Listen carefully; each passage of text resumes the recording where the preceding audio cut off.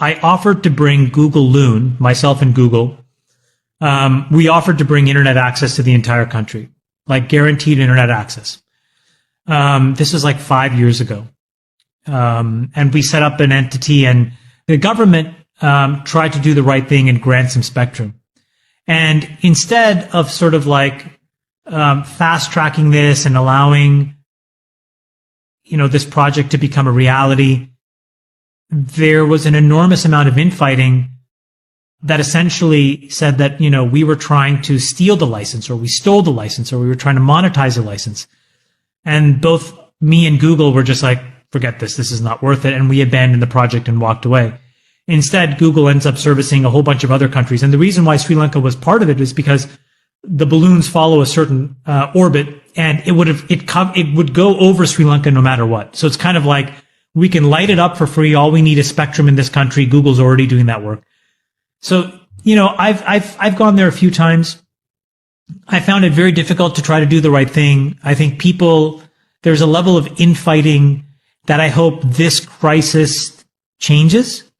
I also think that it's an opportunity for people to reset writ large the gerontocracy that runs many of these countries, including the United States, quite honestly. There is an opportunity. There are some, of my friends who I think may emerge in the next few weeks, who are very well-known people in that country, who literally want to, step one, remove most of the executive power from the presidency, make it a true, parliamentary style system with an empowered prime minister and empowered elected officials, and let the country run and fix itself, growth of the public sector, reprioritize the growth of the private sector. I hope they're successful. I would love to invest, if given the opportunity, under those kinds of market conditions, and I would love to go back at some point. But my history with the country has been very fraught, because as I've gone to try to do the work, Friedberg, people are just haters.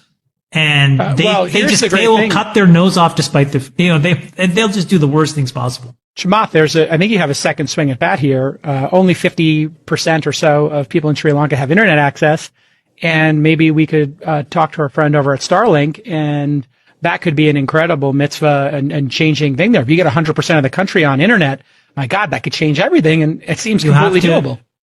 By the way, and this is the most literate country in the world. You have to understand, like, the people in that country, the human potential in that country is incredible. Okay?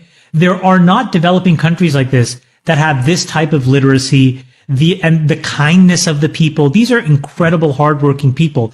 But the elected class is some of the most inward, navel-gazing, corrupt people. And this is the opportunity for the young people of that country to wipe the slate clean with all of them and start over with some. I think, the literacy rate is 92% or something crazy there. It's very high. It's a highly educated, literate group of